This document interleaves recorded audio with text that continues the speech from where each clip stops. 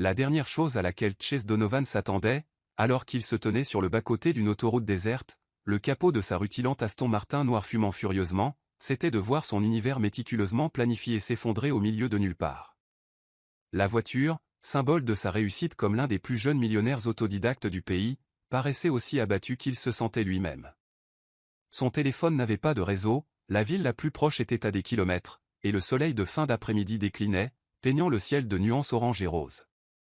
Incroyable, marmonna Chase pour lui-même, donnant un coup de pied dans le pneu de frustration.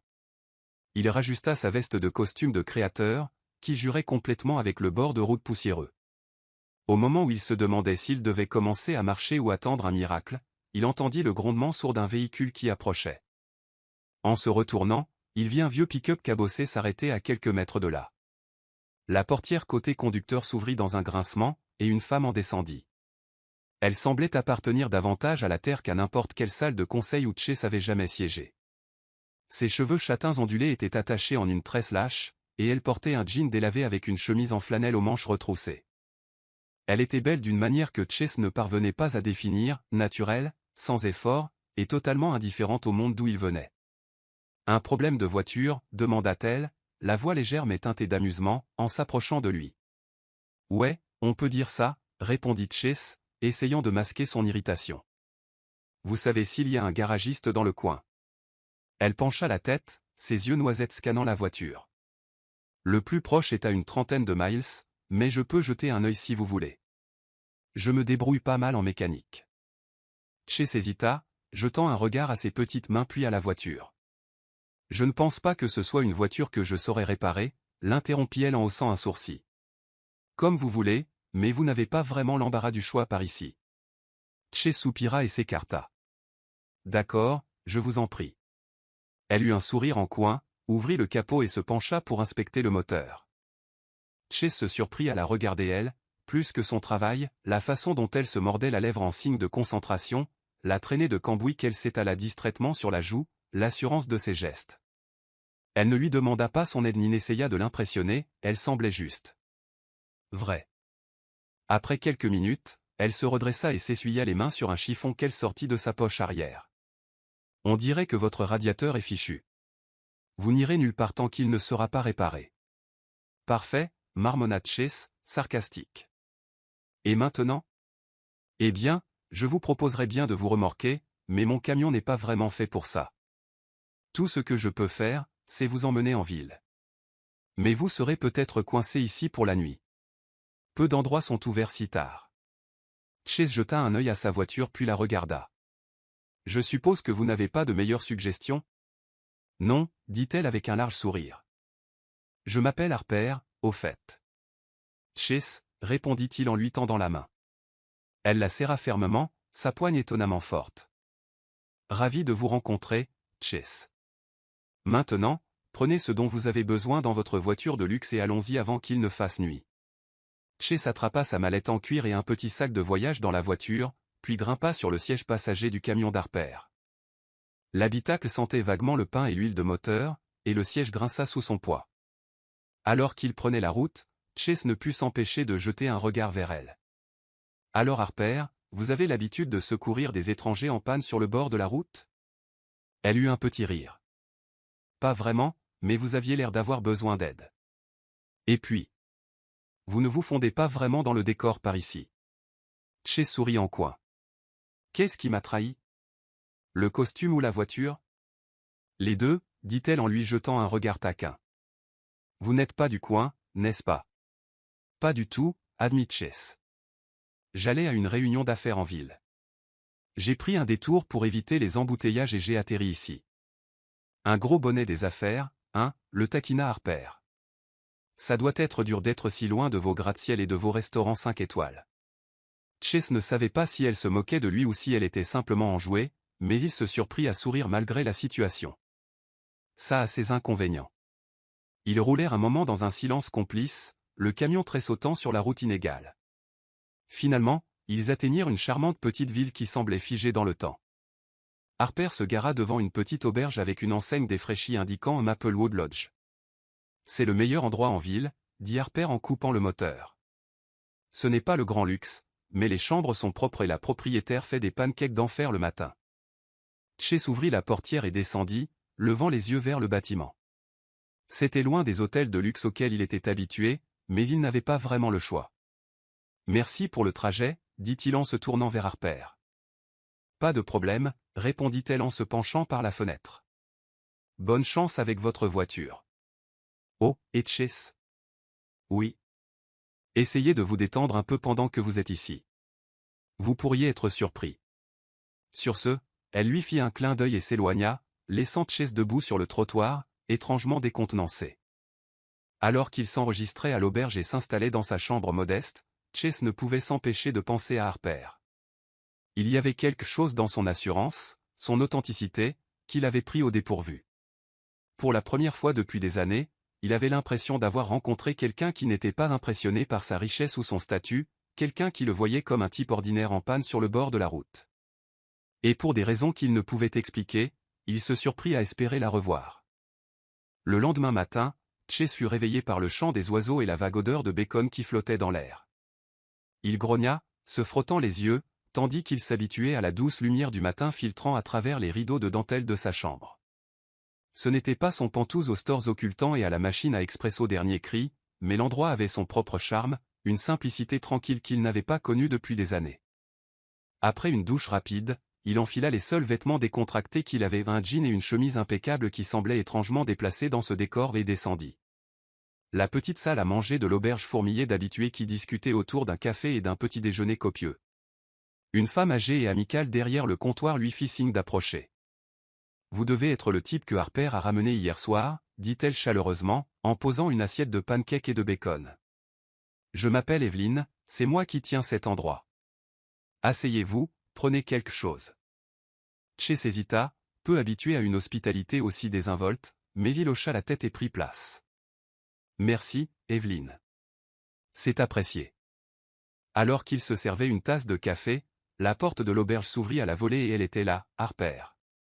Elle entra d'un pas assuré, sa tresse légèrement défaite, sa chemise en flanelle nouée nonchalamment par-dessus un débardeur. Elle l'aperçut immédiatement et lui adressa un large sourire. « Eh bien, regardez qui s'adapte à la vie de petite ville », le taquina-t-elle, se glissant sur la banquette en face de lui sans y être invité. « Comment trouvez-vous vos appartements de luxe ?» Chase sourit en coin. « Étonnamment tolérable. Mais je ne peux pas dire que ce soit ce à quoi je suis habitué. » Harper rit, d'un rire léger et sincère. « J'imagine. Je me suis dit que j'allais passer voir si vous vouliez que je vous emmène chez le garagiste. Ils ont déjà votre voiture, mais il leur faudra 2 ou 3 jours pour recevoir la pièce dont ils ont besoin. »« 2 ou 3 jours, répéta Chase, posant sa tasse. Je ne peux pas rester ici aussi longtemps. J'ai des réunions, des obligations. »« Détendez-vous, le citadin, l'interrompit Harper, s'adossant à sa chaise. Vous survivrez bien quelques jours sans email ni conférence téléphonique. D'ailleurs, c'est peut-être l'univers qui vous dit de ralentir pour une fois. » Chase ouvrit la bouche pour protester, mais n'en trouva pas la force. Il y avait quelque chose de désarmant chez Harper, sa franchise, son absence totale de faux-semblants. Il soupira. « Bon, mais qu'est-ce que je suis censé faire pendant que je suis coincé ici ?» Les yeux d'Harper pétillèrent de malice. « Heureusement pour vous, il y a plus dans la vie que les salles de réunion et les feuilles de calcul. Je vais vous faire visiter. Considérez ça comme un cours intensif sur la façon dont vivent les gens normaux. » Avant que Chase ne puisse protester, Evelyn apparut avec une autre tasse de café et un sourire entendu.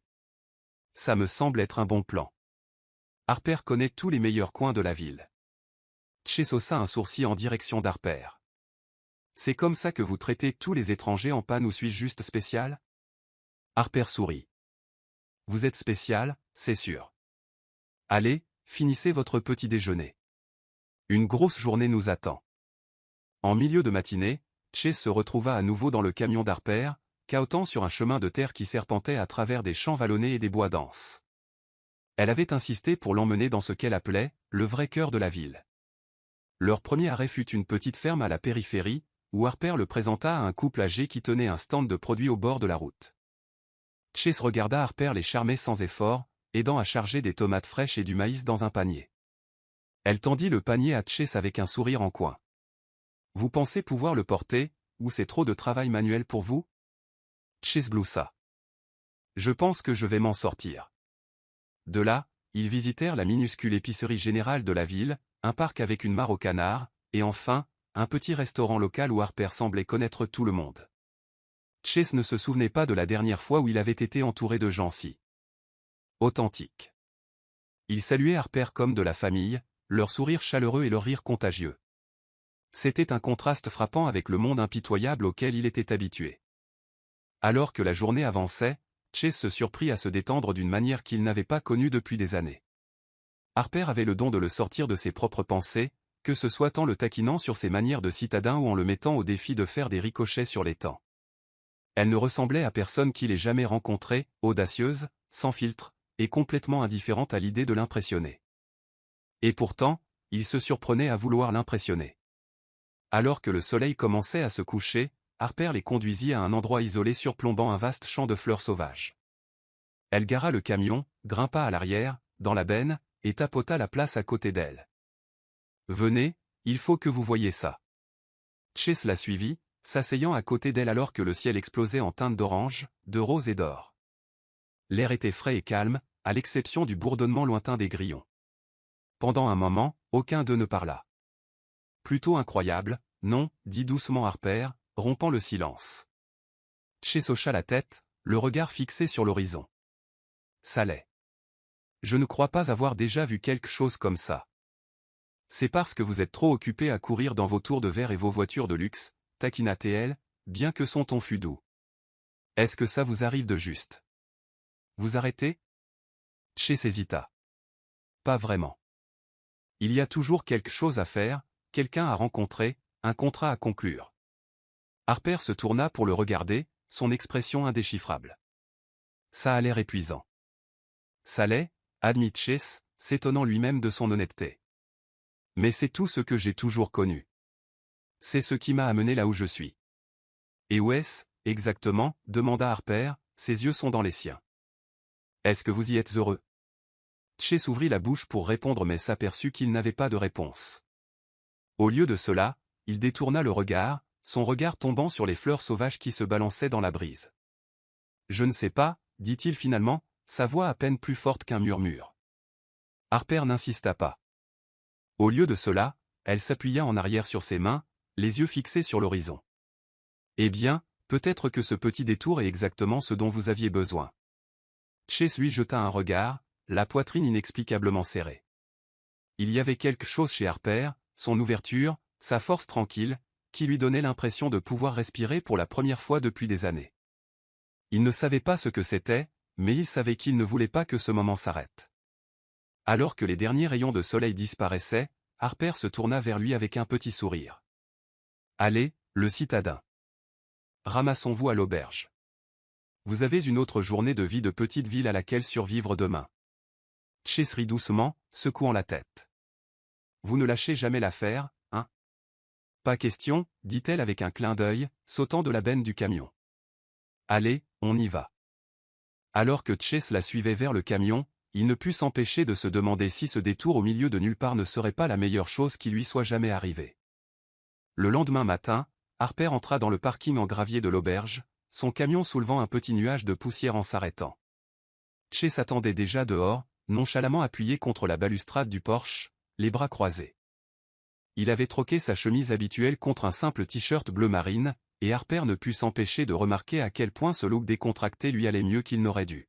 « Vous êtes en avance » dit Chase alors qu'elle sortait du camion. Son ton était taquin, mais il y avait une chaleur indéniable dans ses yeux. « Vous avez de la chance que je sois là, tout simplement, rétorqua Harper avec un sourire. Je pensais que vous seriez trop occupé à faire les 100 pas, à essayer de trouver un moyen de transformer cette ville en source de profit. Pas une mauvaise idée, plaisanta Chase, se détachant de la balustrade et marchant vers elle. Mais je pense que je vais vous laisser me distraire de mes combines capitalistes pour une journée de plus. Harper leva les yeux au ciel, bien que son sourire persistât. Montez, le citadin. J'ai une surprise pour vous. Chase haussa un sourcil mais ne discuta pas. Il se glissa sur le siège passager et ajusta sa ceinture de sécurité pendant qu'Harper démarrait le moteur. J'ai droit à un indice, ou allez-vous simplement me laisser dans le suspense? vous le saurez bien assez tôt, dit Harper d'un ton léger, s'engageant sur la route. Essayez simplement de vous détendre et de profiter du voyage. 20 minutes plus tard, ils s'arrêtèrent dans une clairière au bord de la rivière, où l'eau scintillait sous le soleil de milieu de matinée. Un petit quai en bois s'avançait sur l'eau, et un modeste bateau à moteur y était amarré. Chase sortit du camion, observant la scène avec un mélange de curiosité et d'amusement. « La pêche ?» demanda-t-il, regardant Harper qui sortait une glacière et 2 cannes à pêche du camion. « Pas seulement la pêche », corrigea Harper en lui tendant l'une des cannes. « Il s'agit de ralentir, de s'imprégner de tout. Vous devez apprendre à apprécier les petites choses, Chase. »« Je ne suis pas vraiment habillé pour ça, » fit-il remarquer, désignant ses baskets de marque. « Vous survivrez, » dit Harper avec un sourire en coin, ouvrant la voie vers le quai. « Allez, millionnaire. Voyons si vous pouvez gérer une journée sans vos gadgets sophistiqués. » Chase hésita un instant avant de la suivre. Une fois installé dans le bateau, Harper démarra le moteur et les guida sur l'eau. La rivière était calme, les seuls sons étant le doux ronronnement du moteur et le cri occasionnel d'un oiseau au-dessus d'eux. Pour la première fois depuis longtemps, Chase ressentit un sentiment de paix tranquille qu'il ne pouvait pas tout à fait expliquer. Harper coupa le moteur une fois qu'ils eurent atteint un bon endroit et tendit une canne à Chase. « Vous avez déjà fait ça ? » ?»« Pas depuis que je suis gamin, » admit-il, la regardant appâter son hameçon avec dextérité. « C'est comme le vélo, » dit Harper, en lui montrant comment lancer la ligne. « Ne réfléchissez pas trop. » Chase essaya, son premier lancer atterrissant avec un plouf à quelques mètres du bateau. Harper rit, son rire léger et contagieux. « Pas mal. Vous pourriez bien survivre ici, après tout. » Ils passèrent l'heure suivante à échanger des piques amicales et des moments de calme, la conversation coulant facilement entre eux. Chase se surprit à se livrer d'une manière qu'il n'attendait pas, partageant des histoires sur son enfance, son ascension vers le succès et les sacrifices qu'il avait faits en chemin. Harper écoutait sans jugement, ses yeux noisettes attentifs et compréhensifs. « Vous savez, » dit Harper après un moment, s'adossant au bord du bateau, « vous n'êtes pas aussi coincé que je le pensais. »« Oh, merci, » dit Chase d'un ton sec, bien qu'il souriait. « Et vous n'êtes pas aussi têtu que vous prétendez l'être. » Harper haussa un sourcil. « Qui a dit que je prétendais ?» Chase gloussa, secouant la tête. « C'est juste. » Ils restèrent assis dans un silence confortable pendant un moment, le bateau se balançant doucement avec le mouvement de l'eau. Harper jeta un coup d'œil à Chase, son expression s'adoucissant. « Vous savez, pour quelqu'un qui semble tout avoir, vous n'avez pas l'air heureux. » Chase la regarda, pris au dépourvu par le commentaire. « Qu'est-ce qui vous fait dire ça ?» Harper haussa les épaules, son regard dérivant vers l'horizon. « Je ne sais pas, vous êtes toujours si sur la défensive. Comme si vous portiez le poids du monde sur vos épaules. Ce ne sont peut-être pas mes affaires, mais on dirait juste que vous courez après quelque chose qui ne vous rend pas vraiment heureux. » Chase ne répondit pas tout de suite. Il fixa l'eau, laissant ses mots s'imprégner. « Je ne sais même plus ce qui me rend heureux, » admit-il doucement. Harper se tourna vers lui, sa voix douce. « Peut-être qu'il est temps de le découvrir. » Leurs regards se croisèrent, et pendant un instant, le monde autour d'eux sembla s'estomper. Il y avait quelque chose dans le regard d'Harper qui donna à Chase l'impression d'être vu d'une manière qu'il ne l'avait pas été depuis des années. C'était à la fois terrifiant et réconfortant, et il ne savait pas quoi en faire. Avant qu'aucun d'eux ne puisse dire quoi que ce soit, la ligne d'Harper se tendit brusquement, et elle laissa échapper un rire. « On dirait que j'en ai un. » Elle remonta le poisson avec une aisance professionnelle, le tenant triomphalement avant de le relâcher dans l'eau. Chase la regardait, un petit sourire étirant ses lèvres. Elle était si vivante, si indéfectiblement elle-même, et il ne pouvait s'empêcher d'être attiré par elle. Alors que le soleil commençait à décliner, Harper redémarra le moteur et les ramena vers la rive. Une fois de retour sur la terre ferme, elle se tourna vers Chase avec un grand sourire. « Alors, avez-vous survécu à votre première vraie journée de pêche ?»« De justesse, » dit Chase, bien qu'il y ait une lueur dans ses yeux. « Mais j'avoue que ce n'était pas aussi terrible que je le pensais. »« Venant de vous, c'est un sacré compliment, » taquina Harper en chargeant le matériel dans le camion. « Venez. J'ai un dernier arrêt pour nous. » Le dernier arrêt de la journée fut un petit restaurant italien familial niché à l'orée de la ville. Harper guida Chase à l'intérieur, où l'arôme d'ail et de basilic frais les accueillit. Le propriétaire, un homme jovial à l'accent prononcé, salua Harper comme une vieille amie et les conduisit immédiatement à une table confortable dans un coin. Cet endroit a la meilleure cuisine de la ville, dit Harper alors qu'il s'asseyait. Pas de menu. Dites simplement à Tony ce dont vous avez envie, et il s'occupera du reste.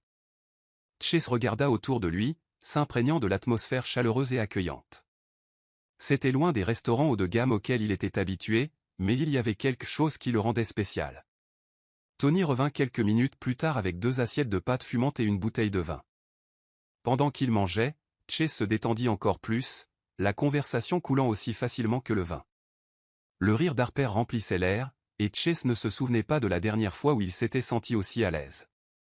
Au moment où ils partirent, les étoiles étaient apparues, l'air nocturne frais et vivifiant. Harper marchait devant lui, sa tresse se balançant tandis qu'elle fredonnait doucement. Chase la regardait, un étrange mélange d'émotions se bousculant dans sa poitrine. « Harper » dit-il soudainement, s'arrêtant net. Elle se tourna vers lui, son sourire s'effaçant légèrement lorsqu'elle vit l'air sérieux sur son visage. « Oui. Je ne sais pas comment vous remercier, dit Chase, sa voix basse. Pour tout. Pour m'avoir montré tout ça. » Harper pencha la tête, l'étudiant un instant, puis elle sourit, ses yeux doux. « Vous n'avez pas à me remercier, Chase. Juste. Ne l'oubliez pas. » Chase hocha la tête, bien qu'il ne fût pas sûr de trouver les mots pour expliquer à quel point ces derniers jours avaient compté pour lui. Alors qu'il remontait dans le camion et roulait vers l'auberge, il ne pouvait se défaire du sentiment que sa vie était sur le point de changer d'une manière qu'il ne pouvait pas encore comprendre. Le matin vibrait d'une anticipation tranquille que Chase ne parvenait pas à dissiper. Il se tenait devant l'auberge, son téléphone à la main, faisant défiler des emails qu'il n'avait aucune envie de lire. Sa voiture était réparée et l'attendait chez le garagiste. En toute logique, il aurait dû être soulagé. Au lieu de cela, il sentait un nœud lourd dans sa poitrine qu'il n'avait pas réussi à dénouer depuis la nuit dernière. Harper arriva dans son camion, son sourire familier illuminant son visage alors qu'elle se penchait par la fenêtre. « Prêt à récupérer votre voiture de luxe, le citadin ?» Chase rangea son téléphone dans sa poche et se dirigea vers elle. « Je suppose que c'est le moment où vous me sauvez officiellement. » « Ne vous flattez pas, » taquina Harper alors qu'il grimpait sur le siège passager. « Je m'assure juste que vous ne vous perdiez pas en sortant de la ville. » Ces mots résonnèrent plus lourdement qu'ils n'auraient dû. Chase regarda par la fenêtre, le paysage défilant se brouillant alors que la réalisation s'imposait, c'était peut-être la dernière fois qu'il la voyait. Le trajet jusqu'au garage fut silencieux, l'air entrechargé d'un non-dit. Harper entra sur le parking et se gara, lui jetant un regard. « On dirait que votre carrosse vous attend. » Chase hocha la tête mais ne bougea pas pour sortir. Au lieu de cela, il se tourna vers elle, sa voix basse. « Harper. Je. » Elle haussa un sourcil, attendant, mais il ne trouvait pas les mots. Comment pouvait-il expliquer que l'idée de partir lui semblait fausse? Qu'en quelques jours à peine, elle avait réussi à démanteler chaque pièce soigneusement construite de sa vie et à lui montrer quelque chose dont il n'avait même pas réalisé qu'il lui manquait. Ne devenez pas sentimental maintenant, dit Harper avec un sourire en coin, bien que ses yeux trahissent une lueur de quelque chose de plus profond. Chase gloussa légèrement, secouant la tête. Vous allez me manquer, Harper. Les mots restèrent en suspens dans l'air, bruts et sans filtre. Harper cligna des yeux, son attitude taquine flancha. Vous n'êtes pas obligé de le dire sur ce ton définitif, dit-elle doucement. Mais ne l'était-ce pas? Chase n'en était pas sûr. Il sortit du camion et se dirigea vers sa voiture, la rutilante Aston Martin noir brillant au soleil. Le mécanicien lui tendit les clés, mais alors qu'il se tenait là, il ne ressentit aucun soulagement, aucune excitation. Il se retourna pour voir Harper appuyé contre son camion, les bras croisés, le regardant avec cette même assurance qu'il avait appris à apprécier. L'idée le frappa de plein fouet. Il l'aimait. Pas d'une manière passagère et fugace, mais vraiment, profondément, d'une manière qui lui faisait mal à la poitrine. Et il ne pouvait pas simplement s'en aller en voiture et prétendre que cela n'avait pas d'importance. Sans hésitation, Chase retourna vers elle, les clés serrées dans sa main.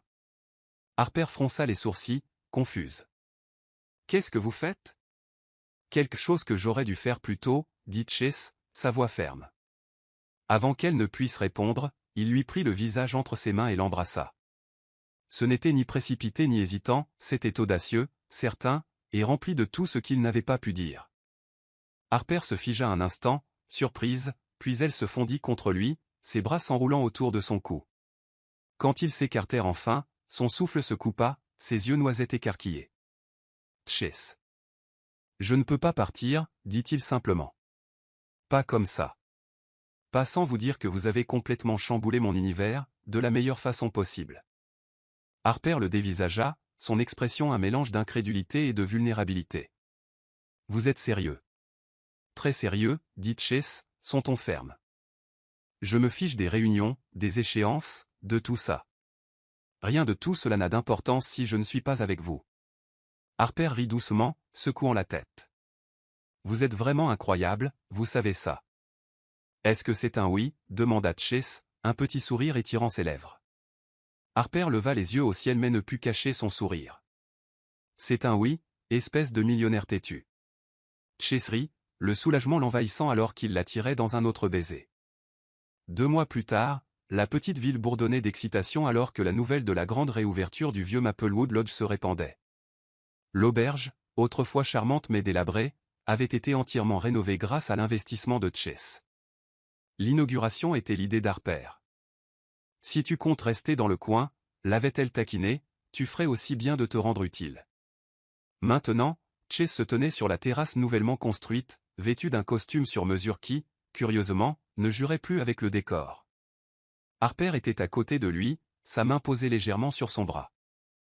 Elle portait une robe verte fluide assortie à ses yeux, ses cheveux lâchés et tombant sur ses épaules. Tu t'es surpassé, dit Harper en levant les yeux vers lui. Tout pour toi, répondit Chase, sa voix basse. Harper leva les yeux au ciel mais sourit, se penchant contre lui. Je n'arrive toujours pas à croire que tu sois resté. Il le fallait, dit simplement Chase, écartant une mèche de cheveux de son visage. Tu m'as donné quelque chose dont je ne savais même pas avoir besoin, Harper. Tu m'as donné un foyer. Les mots étaient simples, mais ils portaient le poids de tout ce qu'il ressentait pour elle. Alors que le soleil se couchait, jetant une lueur chaude sur la foule rassemblée à l'auberge, Chase attira Harper à l'écart. « Qu'est-ce que tu fais » demanda-t-elle en riant alors qu'il la conduisait vers un coin tranquille de la terrasse. « Fais-moi confiance, dit-il en fouillant dans sa poche. Le rire d'Harper s'éteignit lorsqu'elle vit le petit écrin de velours dans sa main. Ses yeux s'écarquillèrent lorsque Chase posa un genou à terre. « Harper » commença-t-il, sa voix stable malgré les nerfs qui le parcouraient. « Je suis arrivé dans cette ville par accident. Ma voiture est tombée en panne, mes plans se sont effondrés, et je pensais être perdu. Mais ce n'était pas un accident, c'était le destin. Te rencontrer a tout changé. Tu m'as fait réaliser ce qui compte vraiment, et je ne veux pas passer un autre jour sans toi. Veux-tu m'épouser » Des larmes emplirent les yeux d'Harper tandis qu'elle hochait la tête, sa voix à peine un murmure. « Oui. » Chase lui glissa la bague au doigt, un design simple mais élégant qu'il avait choisi en pensant à elle et se releva, la prenant dans ses bras. La foule éclata en acclamations, mais pour Chase et Harper, le monde sembla s'effacer. À cet instant, plus rien d'autre ne comptait. Ils étaient chez eux, l'un avec l'autre, et ils le seraient toujours.